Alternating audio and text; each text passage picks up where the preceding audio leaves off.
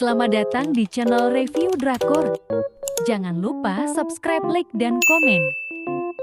Semua orang tengah bergembira karena hujan telah turun. Ratu Yu dan Wang Yu kesal dengan keberuntungan Wang Shou. Heso ketakutan menatap Wang Shou. Ia tersadar kalau Wang Shou lah Raja Guangzhong yang akan membunuh saudara-saudaranya untuk menduduki tahta. Ia pun menatap cemas ke Wang Wok. Heso ketakutan, mungkinkah karena tindakanku hari ini yang membuat Wang Shou menjadi orang yang kejam dan haus tahta? Tidak, bahkan tanpa diriku dia akan tetap naik tahta. Itu sudah tertulis di sejarah. Itu bukan salahku, ucap Heso. Wang Wok datang dan menggenggam tangan Heso. Ia menatap Wang Wok cemas. Akankah mereka meninggal karenaku? Ia bahkan memperingati Wang Wok untuk tidak membuat masalah dengan Wang Shou. Aku hanya ingin selamat, ucapnya. Namun Wang Wok tidak mengerti maksud perkataan Heso. Ratu Yu memarahi Wang Yu karena tidak bisa memanfaatkan keadaan. Harusnya ia melakukan segala cara dan menggantikan Wang Shou. Ia bahkan menampar wajah Wang Yu. Wang Yu meminta maaf.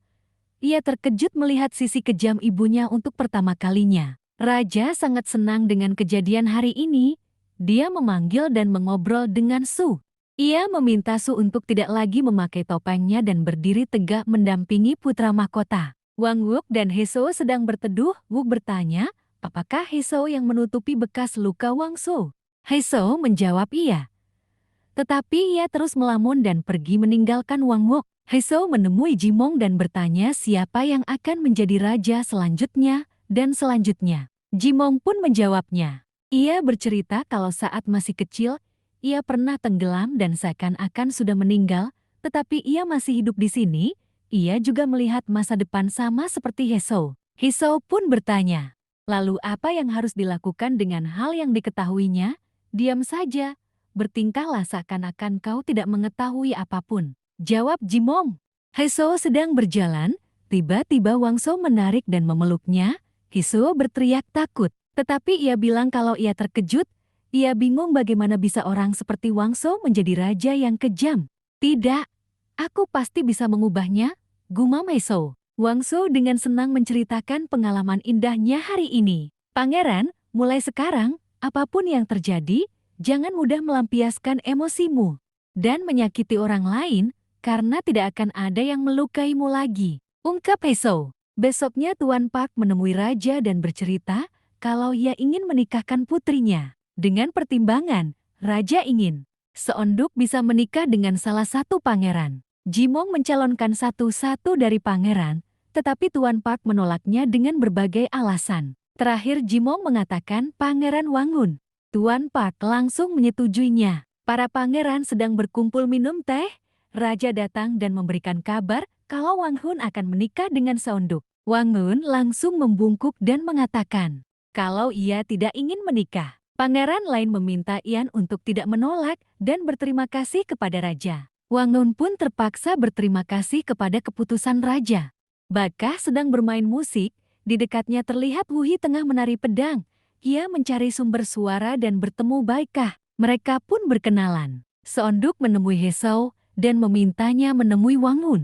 Heso menolak karena ia tidak punya hubungan apa-apa dengan Wang Hun, jadi kenapa harus menemuinya? Seonduk pun memohon kepada Heso. Heso pun akhirnya menemui Wang Hun yang sedang mengurung diri di kamar. Pangeran lain membujuknya tetapi tidak bisa. Heso datang dan masuk.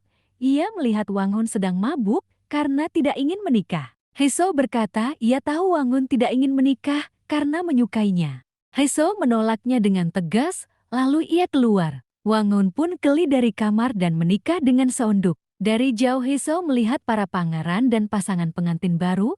Ia terlihat bahagia. Tiba-tiba ia melihat di masa depan Wang Shou membunuh Wang Hun dan istrinya. Heso ketakutan dan berlari. Wang Wok melihat Heso dan mengejarnya. Heso terjatuh dan badannya bergetar panik.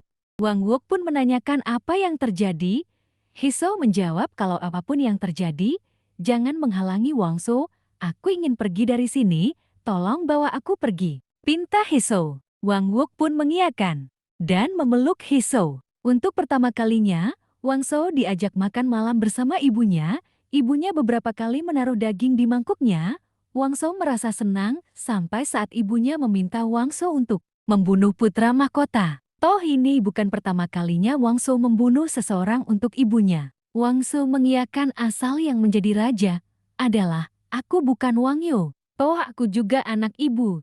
Ratu Yu marah dan merendahkan Wang Shou, mengatakan kalau sedikit riasan sudah mengubah pikirannya. Wang Shou pun berdiri dan pamit pergi. Ia meminta agar ibunya tidak usah mengundangnya untuk makan lagi. He Shou berjalan dan memegang dadanya, ia merasa sesak dan gelisah. Tiba-tiba Wang Shou memeluknya dari belakang. He Shou menolak dan berkata, lepaskan aku, kau membuatku takut. Aku pikir bisa merubahnya. Tetapi tidak, pada akhirnya kau akan mengacaukan segalanya. Pergilah, pergi yang jauh, teriak He Shou. Jangan dirimu, jangan kau yang menyuruhku pergi, jangan katakan kalau aku menyeramkan. Kau adalah milikku, kata Wang Shou sambil mendekati He Shou. He Shou ketakutan dan mengatakan kalau dia bukan milik Wang Shou. Kau milikku, tanpa seizinku kau tidak boleh pergi atau meninggal. Wang Shou pun mendekat dan mencium He Shou dengan paksa.